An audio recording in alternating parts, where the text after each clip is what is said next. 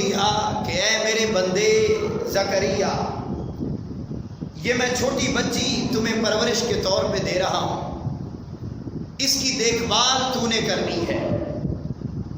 اب ہوا یہ کہ حضرت مریم علیہ السلام حضرت زکریا علیہ السلام کے پاس رہ رہی ہیں، اور یہ سارا ترجمہ قرآن مجید کا بیان کر رہا ہوں، اور پھر جو آیات قرآنی تلاوت کی اسپیسیفک ان کا بھی ترجمہ کروں گا۔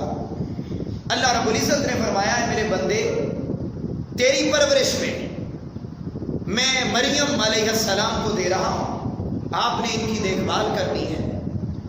اب حضرت زکریا علیہ السلام پرورش کر رہے ہیں، ایک دن آیا آپ نے کہیں جانا تھا، آپ چھوٹی معصوم عمر میں حضرت مریم علیہ السلام کو ایک بند کمرے میں تالا لگا کے چابی اپنے ساتھ لے کے رخصت ہو گئے، کام کر کے واپس پلٹے، تالا کھولا تو اندر حضرت مریم علیہ السلام عبادت میں مصروف ہیں، اور دیکھتے ہیں کہ آپ کے سامنے بن موسم پھل پڑے ہوئے ہیں۔ اب یہ ساری بات قرآن کی کر رہا ہوں، سورہ آل عمران آپ پڑھ لیجئے۔ بن موسم پھل دیکھے تو پوچھا، جب یہ سارا منظر دیکھا تو پوچھا کہ اے مریم، یہ بن موسم پھل کہاں سے آئے؟ جواب دیا ذالک من عند اللہ، یہ سب کچھ اللہ کی طرف سے آیا ہے۔ اب جب یہ منظر دیکھا کہ بن موسم پھل حضرت مریم علیہ السلام کے پاس پڑے ہوئے ہیں تو سمجھ گئے کہ یہ کوئی عام بندی نہیں ہے بلکہ اللہ کی نیک برگزیدہ بندی ہے۔ اللہ رب العزت کے انعامات کی بارش دیکھی، بن موسم پھل دیکھے۔ بن موسم پھل دیکھنے کے بعد جب یاد رکھیے حضرت مریم علیہ السلام نبی نہ تھی، ولیہ تھی، اللہ کی نیک بندی تھی، ولیہ تھی، نبی نہ تھی، پھر خاتون تھی، بچی تھی، چھوٹی عمر تھی۔ پہلی بات تو اس آیت کریمہ سے یہ بات واضح ہو گئی کہ جہاں پر اللہ کے نیک بندے رہتے ہیں وہاں بن موسم پھل بھی اللہ اتارتا ہے، اور پھل سے مراد اللہ کی رحمتیں، اللہ کی برکتیں ہیں۔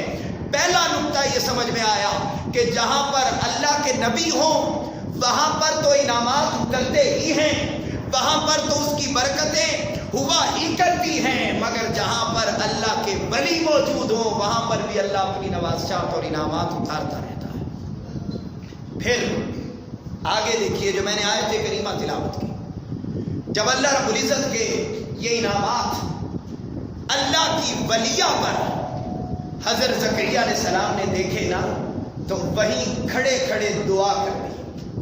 دعا ہنالک دعا زکریا ربہ، اسی جگہ پہ کھڑے ہوتے دعا کی، اے باری تعالی میں تیری بارگاہ میں دعا کرتا ہوں، قال رب هب لي من لدنك ذرية طيبة، باری تعالیٰ میں تجھ سے دعا کرتا ہوں کہ تو مجھے نیک صالح اولاد عطا فرما۔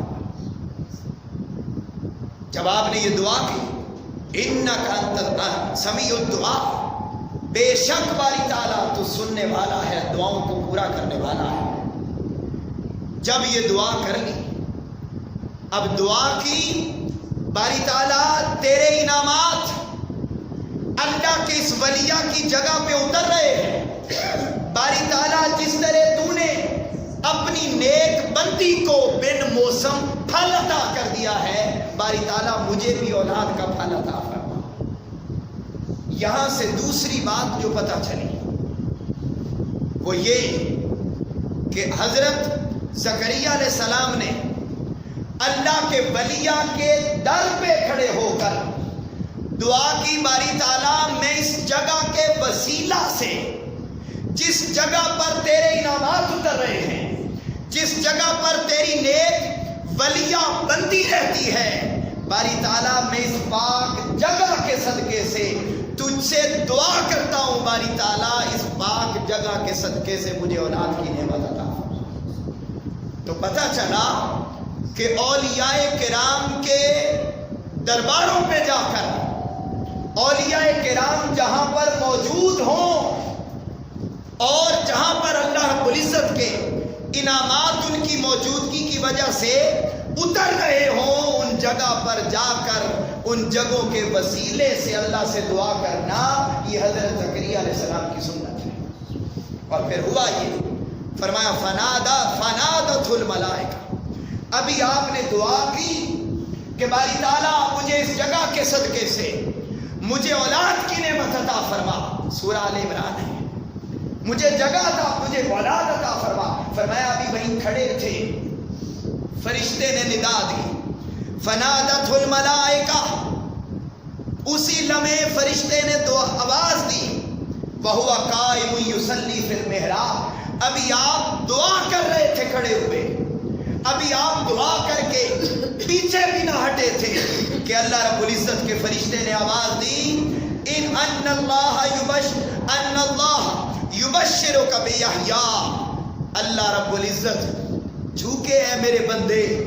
حضرت زکریا علیہ السلام، آپ نے اللہ کے ولیہ کی بابرکت جگہ کے وسیلے سے مولا سے اولاد کی نعمت مانگی ہے، اللہ رب العزت آپ کو یحییٰ علیہ السلام کے پیدا ہونے کی بشارت دیتا ہے۔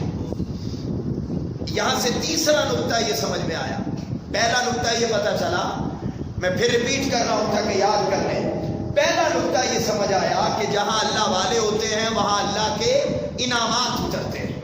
دوسری بات، جہاں اللہ والے موجود ہوں وہاں پر دعا کرنا نبی کی سنت۔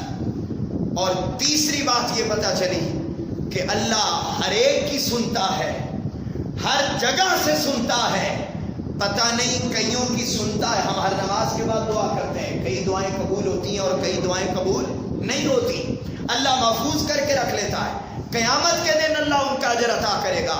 لیکن اس بات سے کہ ابھی وہاں پر دعا کر کے پیچھے بھی نہ ہٹے تھے، ابھی دعا کر رہے تھے کہ اس جگہ کے وسیلے سے دعا کی تو اللہ رب العزت نے یہ انعام عطا فرمایا کہ اسی لمحے نبی کی مانگی ہوئی دعا کو اللہ رب العزت نے قبول فرمایا۔ تو پتہ یہ چلا کہ جب ہم عام جگہوں پہ دعا کریں وہ قبول کر لے، اس کی مرضی، نہ کرے تب بھی اس کی مرضی، لیکن جب اللہ والوں کے در پہ بیٹھ کر جب بندہ ان کے وسیلے سے اپنے مولا سے مانگتا ہے تو پتہ چلا اس آیت کے ذریعے فنادت الملائکہ کہ جب زکریا علیہ السلام نے ولیہ پر انعامات کی نوازش اور بارش کے وقت دعا مانگی تو اللہ نے ہر صورت دعا کو قبول فرمایا۔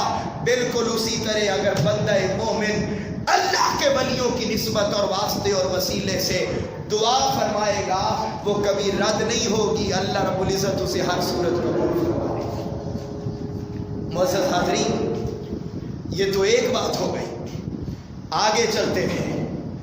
یہی چیز ہم دیکھتے ہیں کہ نبی یہاں زکریا علیہ السلام تھے، ولیہ کی تلاش میں آئے ہیں، دعا مانگی ہے، اللہ رب العزت نے اس عمر میں انہیں یحییٰ علیہ السلام عطا کیے جس عمر میں عام طور پر اولاد ہوتی نہیں ہے۔ آپ کی زوجہ محترمہ وہ بھی بڑھاپے کی عمر میں ہیں، آپ بھی 80-90 سال کی عمر میں موجود ہیں، 80-90 سال کی عمر میں اولاد ہوتی نہیں، مگر جب حضرت مریم علیہ السلام جو اللہ کی نبی نہ تھی ولی تھی، ان کے مقام پہ کھڑے ہو کر دعا مانگی تو اللہ رب العزت نے جس طرح بن موسم پھل حضرت مریم علیہ السلام کو عطا کیے تھے، بالکل اسی بن موسم پھل حضرت زکریا علیہ السلام کو بھی حضرت یحییٰ علیہ السلام کی صورت میں عطا فرمایا۔ معزز حاضرین، تو درباروں میں جانا، اللہ والوں کے پاس جانا، اس پر قرآن دلیل دے رہا ہے۔ اور آگے چلیے، دوسرے نبی سورہ کہف کو پڑھیے، سورہ کہف آیت نمبر 64 65 66 67 68، یہ ساری آیات سورہ کہف کی پڑھ لیجیے۔ حضرت موسیٰ علیہ السلام کو اللہ رب العزت نے حکم دیا، خود حکم دیا، اے موسیٰ جا میرا ایک ولی بندہ ہے حضرت خضر علیہ السلام. دو قول ہیں، کچھ کہتے ہیں وہ نبی ہیں، کچھ کہتے ہیں ولی، لیکن 20% 20% وہ ہیں جو کہتے ہیں کہ وہ ولی نہیں نبی ہیں، مگر 80% مفسرین کرام، محدثین اعظام اور تاریخ کے سارے کبار علماء اور فقہا ان کے اس بات پہ اتفاق ہے کہ وہ ولی ہیں، نبی نہیں ہیں.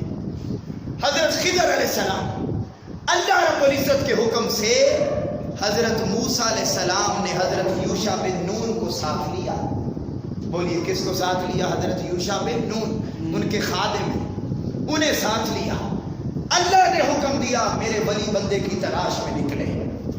اب کیا ہوا؟ جب نکلنے لگے، بڑی خاص بات ہے، جب نکلنے لگے تو حضرت موسیٰ علیہ السلام نے حکم دیا، اے میرے خادم یوشع بن نون،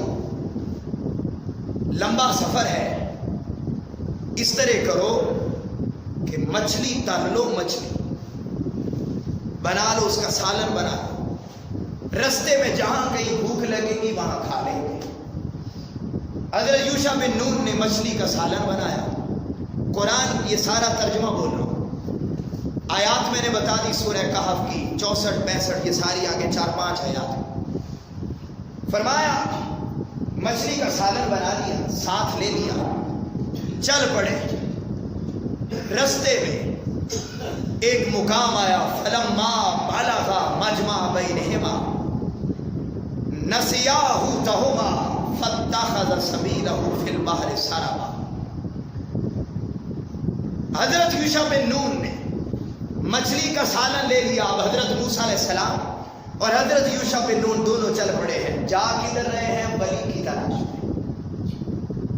نبی ہے، ولی کی تلاش میں جا رہا ہے. کیوں؟ یاد رکھیے، ولی کی سنت شریعت نہیں بنتی، نبی کی سنت شریعت بنتی ہے. اور یہ میسج دے دیا کہ قیامت تک جو بھی حضرت موسیٰ علیہ السلام پر ایمان لائے، اب مسلمانوں کے لیے صرف رسول پاک پر ایمان لانا ضروری نہیں، سارے انبیاء پر ایمان لانا ضروری ہے. اب ہر مسلمان جہاں لا الہ الا اللہ محمد الرسول اللہ پڑھتا ہے، وہاں وہ اس محمد الرسول اللہ صلی اللہ علیہ وسلم کے نام میں حضرت عیسیٰ علیہ السلام کو بھی مانتا ہے، حضرت موسیٰ علیہ السلام کو بھی مانتا ہے، حضرت یحییٰ علیہ السلام کو بھی مانتا ہے. الغرض 1,24,000 تمام انبیاء پر ایمان لانا ضروری ہے، اور ان کی تعلیمات ہمارے لیے مشعل راہ ہیں.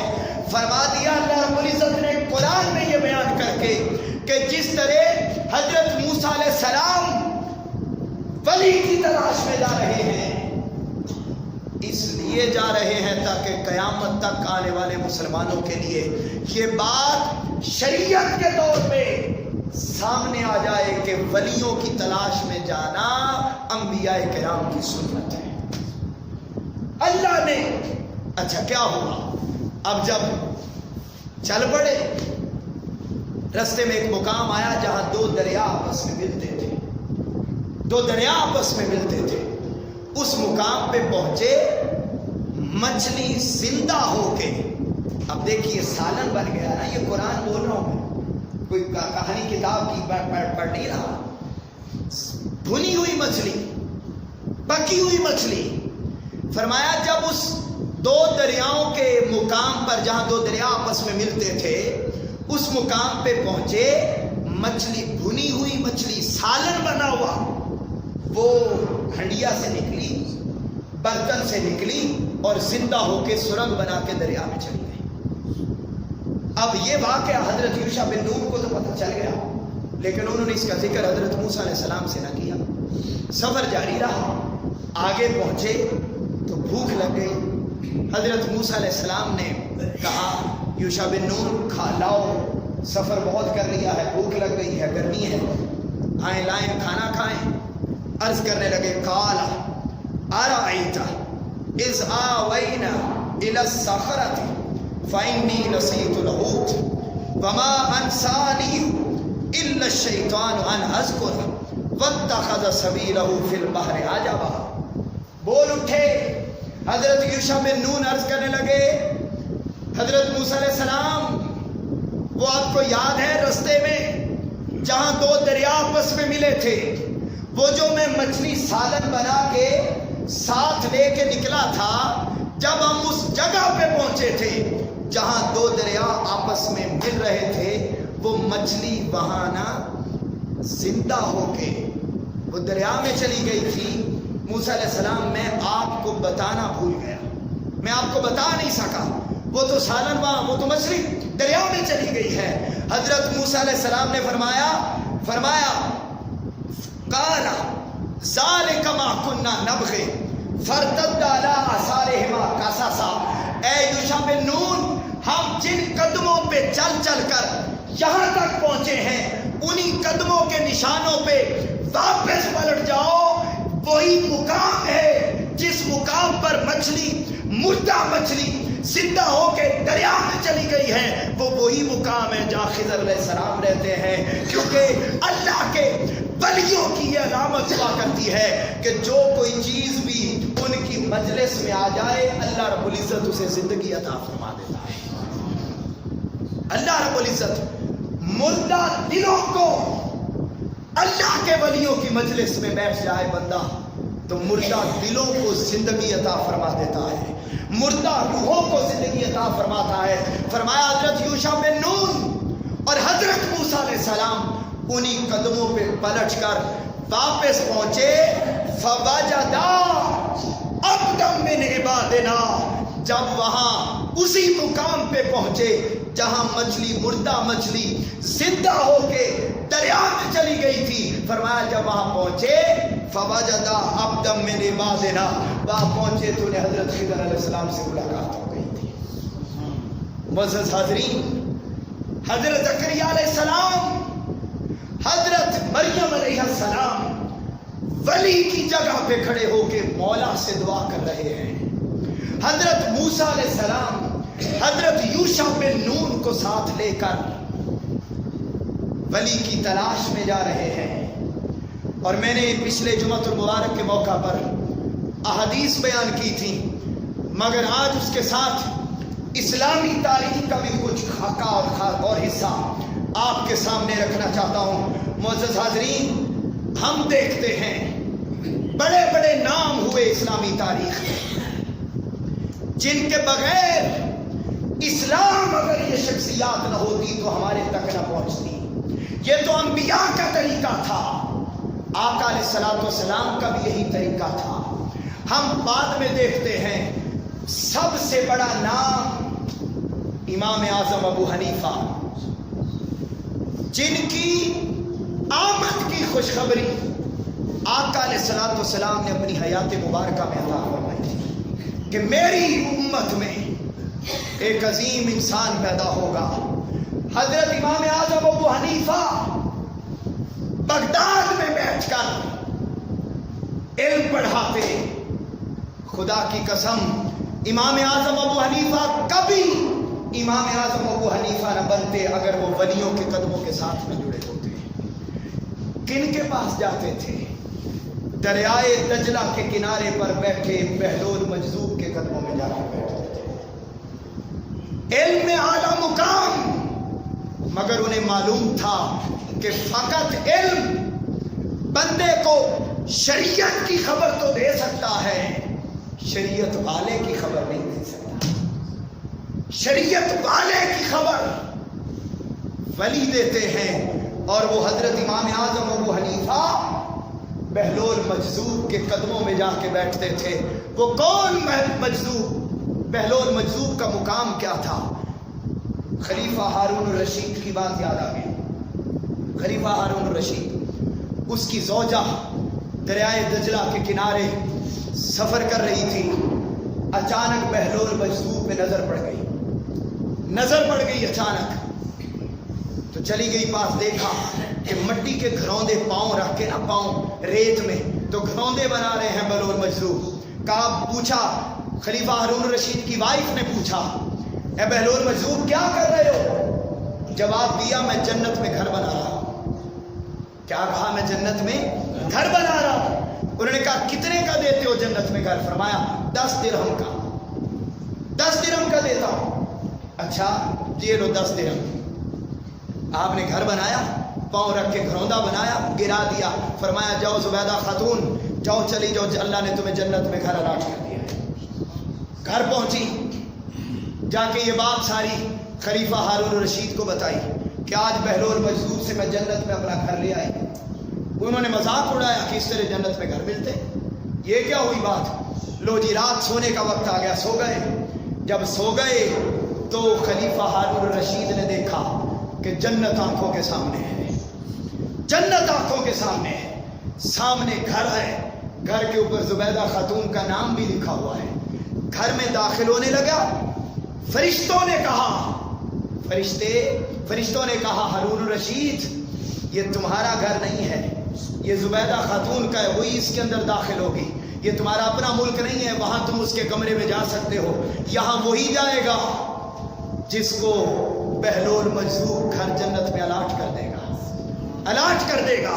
صبح اٹھا خلیفہ ہارون الرشید، دریائے دجلہ کے کنارے پہنچا، دریائے دجلہ کے کنارے پہنچ کر عرض کرنے لگا بہلول مجذوب جس طرح کل میری بیوی کو جنت میں گھر الاٹ کر دیا ہے ویسے آج مجھے بھی الاٹ کر دے، کتنے کا دو گے؟ کہا 10,000 دینار کا۔ کتنے کا؟ 10,000 دینار کا دوں گا۔ انہوں نے کہا یہ کوئی پاکستان تھوڑی ہے، اتنی مہنگائی ایک دن میں یہ کیسے ہو گیا؟ انہوں نے کہا جو بن دیکھے لے کے جاتے ہیں وہ سستے سودے ہوتے ہیں، جو دیکھ کے آئے پھر انہیں سستے نہیں مہنگے ملا کرتے ہیں۔ 10,000 دینار دیے، گھر جنت میں الاٹ کر دیا۔ یہ بہلول مجذوب امام اعظم ابو حنیفہ، امام اعظم کبھی نہ بنتے اگر بہلول مجذوب کے قدموں میں جا کے نہ بیٹھتے۔ امام شافعی رحمت اللہ علیہ آپ حضرت شیبان رائی رضی اللہ تعالیٰ عنہ کے قدموں میں جا کے بیٹھتے تھے، ایک طرف علم پڑھتے۔ یاد رکھیے فقط علم انسان کو کبھی اللہ سے ملا نہیں سکتا، علم کے ساتھ تصوف کے راستے پہ چلنا پڑتا ہے۔ میں آگے قول بیان کرتا ہوں۔ پھر فرمایا امام احمد بن حنبل، تیسرے بڑے امام، امام بخاری کے بھی اساتذہ میں جن کا نام آتا ہے، یہ سارے ائمہ امام بخاری سے بھی پہلے کے ادوار کے، وہ فرماتے ہیں کہ امام شافعی رضی اللہ تعالیٰ عنہ، امام احمد بن حنبل رضی اللہ تعالیٰ عنہ بشر حافی کے قدموں میں جا کے بیٹھتے تھے۔ اور یہ بشر حافی کون تھے؟ یہ بغداد کی گلیوں میں ننگے پاؤں چلا کرتے تھے، اور جب تک زندہ رہے جانوروں نے بغداد کی گلیوں میں گوبر نہ کیا تھا کہ بشر حافی ننگے پاؤں چلتا ہے، ہم گوبر کر دیں گے تو کہیں ایسا نہ ہو کہ اس کے پاؤں گندے ہو جائیں۔ یہ بغداد کی گلیوں میں چلتے تھے۔ لوگوں نے دیکھا ایک دن بازار میں گوبر پڑا ہے، لوگ سمجھ گئے کہ پتہ کرو بشر حافی زندہ ہے یا چلے گئے۔ جب گھر پہنچے تو پتہ چلا بشر حافی کا پرسوں سے وصال ہو گیا ہے۔ جن کا ادب اور احترام جانور کرتے تھے، لوگ آ کے سوال کرتے امام احمد بن حنبل سے، امام احمد بن حنبل ساری دنیا آپ کے پاس علم حاصل کرنے کے لیے آتی ہے شریعت کا، آپ بشر حافی کے قدموں میں کیوں جا کے بیٹھتے ہیں؟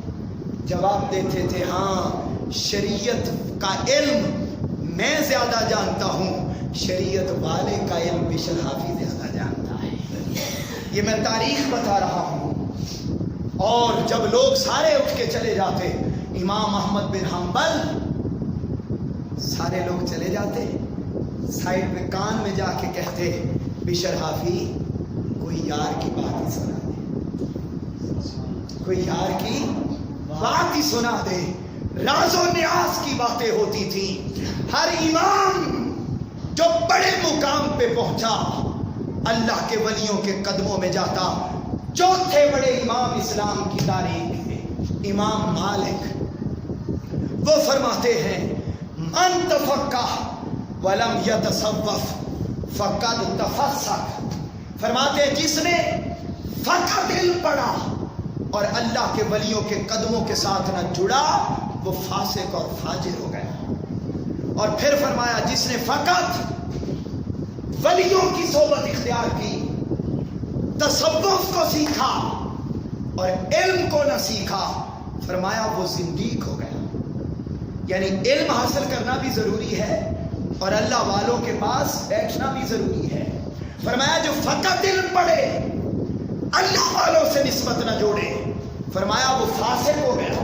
اور فرمایا جو اللہ والوں سے جڑے اور علم حاصل نہ کرے، فرمایا وہ زندیق ہو گیا۔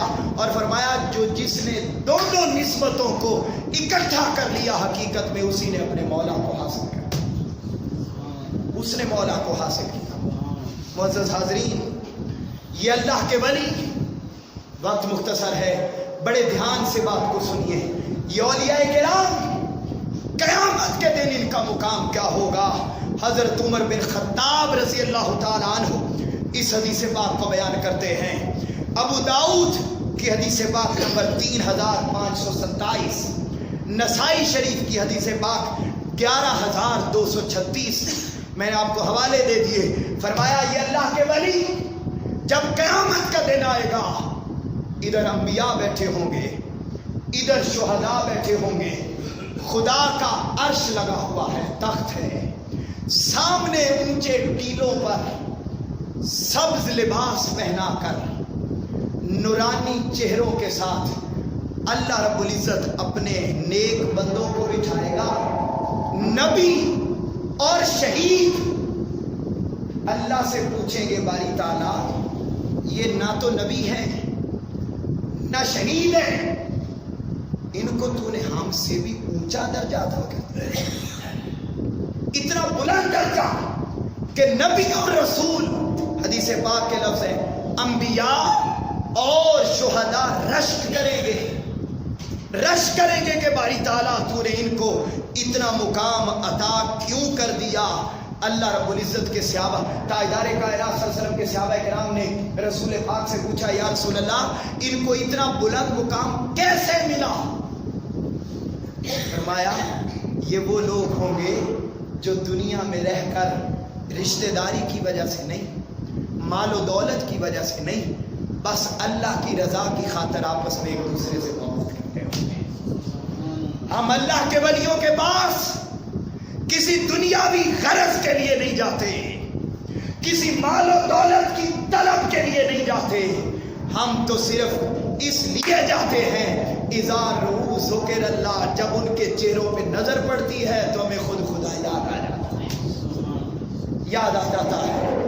اسی مقام پر اللہ رب العزت نے حضرت داتا گنج بخش علی حجویری رضی اللہ تعالیٰ عنہ کو فائز تھا۔ میری گفتگو کا آخری حصہ، بات ختم کر رہا ہوں، ایک دو روایات بیان کرنا چاہتا ہوں۔ یہ وہ مقام کیسے ملتا ہے؟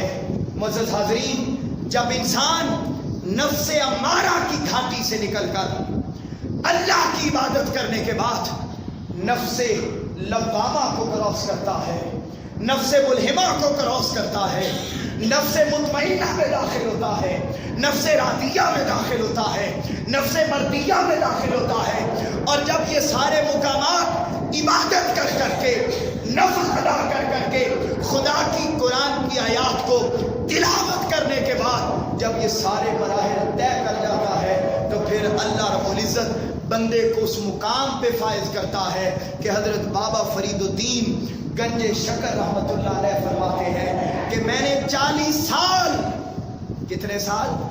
40 سال میں اللہ کی مانتا رہا۔ جب 40 سال اللہ کی مان لی نا تو ایک دن حاطف غیبی سے آواز آئی، اے فرید 40 سال تو نے میری مانی ہے، آج میں تجھ سے وعدہ کرتا ہوں جس طرح تو کہتا جائے گا میں ویسے ویسے کرتا چلا جاؤں۔ پھر بندے کی اپنی زبان اپنی نہیں رہتی، بندے کی زبان خدا کی زبان ہو جاتی ہے، اس کا کلام بندے کا کلام نہیں رہتا، خدا کا کلام بن جاتا ہے۔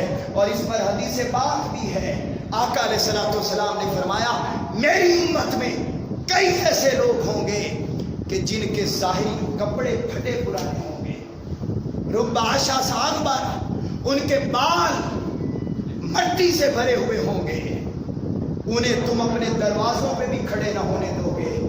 लेकिन मैंने अल्लाह रब्बुल इज़्ज़त ने मेरी उम्मत के उन बंदों को वो मुकाम अता किया होगा कि अगर वो खुदा की बारगाह में कसम उठा दे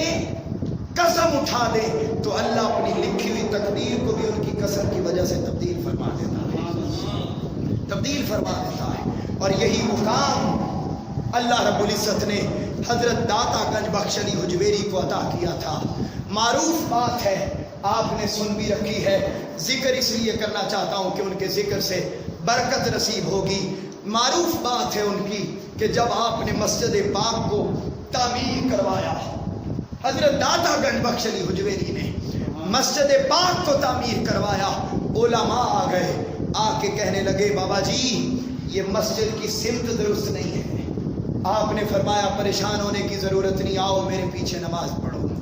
आप मुसल्ला इमामत में आए, नमाज मुकम्मल कर ली।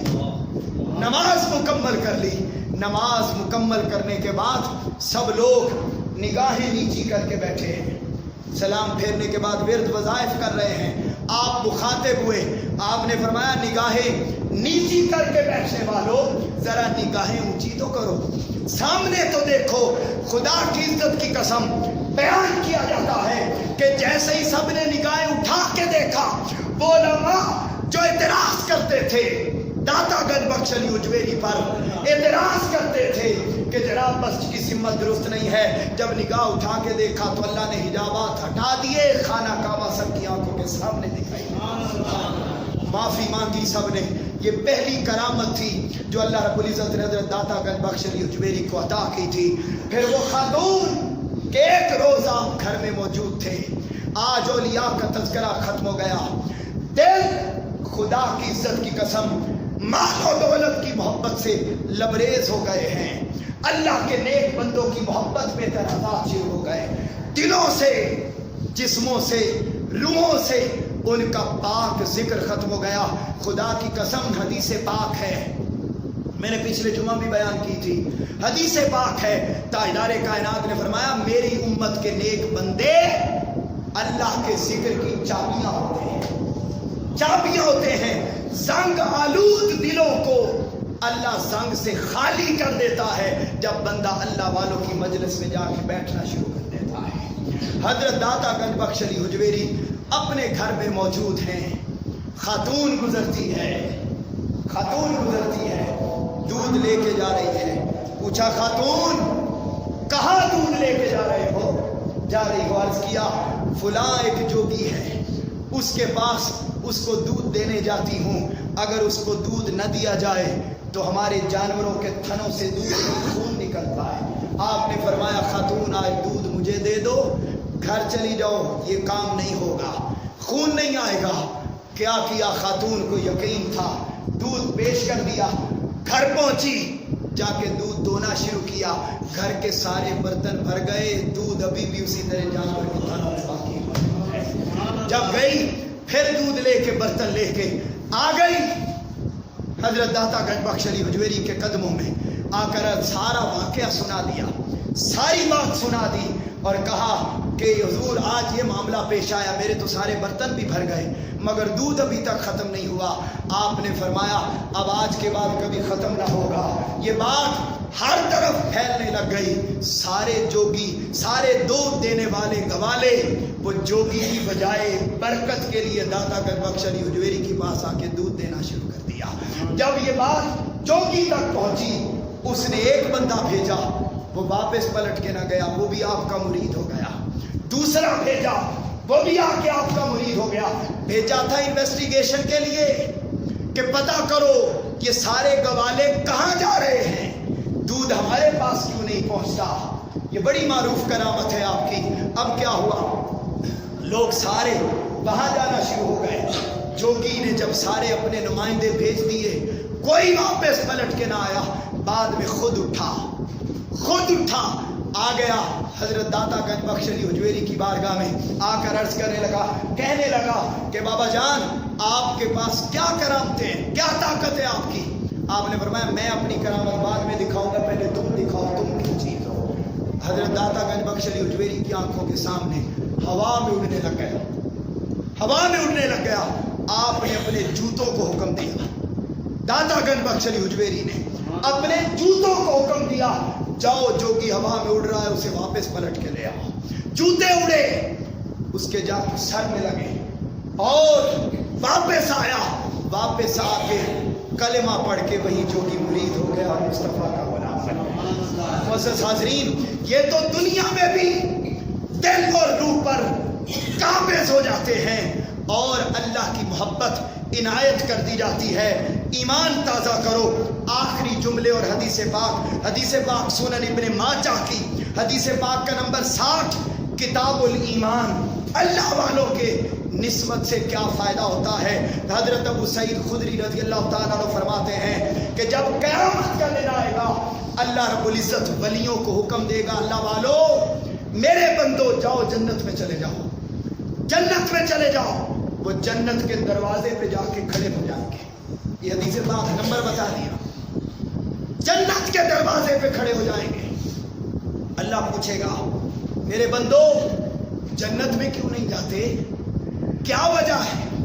وہ عرض کریں گے باری تعالیٰ ہمیں تو نے جنت دے دی، زندگی میں کچھ لوگ تھے قال یقولون ربنا اخواننا کان یصلون معنا کان یصومون معنا فادخلتهم النار۔ باری تعالیٰ ہمارے کچھ دوست بھائی ہیں، ہمارے کچھ ماننے والے ہیں، اپنے کم عملوں کے باعث وہ دوزخ میں چلے گئے ہیں، مگر دنیا میں رہ کر ہمارے ساتھ نماز پڑھتے تھے، دنیا میں ہمارے ساتھ رہ کر روزے رکھتے تھے، اعتکاف بیٹھتے تھے، اللہ کرتے تھے۔ باری تعالیٰ وہ دوزخ میں ہے، ہم جنت میں نہیں جائیں گے۔ اور حدیث پاک میں آتا ہے وہ اللہ سے جھگڑا کریں گے کہ باری تعالیٰ یہ کیسے ہو گیا، ہم جنت جائیں اور ہمیں ماننے والے دوزخ میں چلے جائیں۔ اللہ فرمائے گا اذهبوا، اے میرے بندو جاؤ، فاخرجوا من عرفتم منہم، جاؤ دوزخ میں جنہیں پہچانتے ہو، جو لوگ دنیا میں آپ کی صحبت اور سنگت میں بیٹھتے تھے، آپ کی نسبت میں بیٹھتے تھے، آپ کی دوستی میں بیٹھتے تھے، آپ کی زیارت کرنے کے لیے آتے تھے، جاؤ انہیں پہچان کر دوزخ سے نکال کے اپنے ساتھ جنت میں لے جاؤ، جنت میں لے جاؤ۔ اللہ کے ولیوں کے ساتھ نسبت کو پختہ کرو، ان کی تعلیمات پر عمل کرو، تعلیمات پر عمل کرو۔ تعلیمات اگر آج ہم شیخ سیدنا داتا گنج بخش علی حجویری کا تذکرہ ہی کریں تو آپ نے سب سے زیادہ زور علم پر دیا، علم پر دیا۔ آپ نے فرمایا علم کے بغیر کوئی ولی نہیں ہوتا، علم کے بغیر کوئی خدا کے مقام کو نہیں پاتا۔ علم سے محبت کرو، عمل سے محبت کرو، اخلاق اپناؤ، اسی میں دنیا بھی ملتی ہے، قبر بھی ملتی ہے، آخرت میں مصطفیٰ کریم کی شفاعت بھی نصیب ہوتی ہے۔ اللہ رب العزت ہمیں عمل کی توفیق عطا فرمائے۔ وما علینا الا البلاغ۔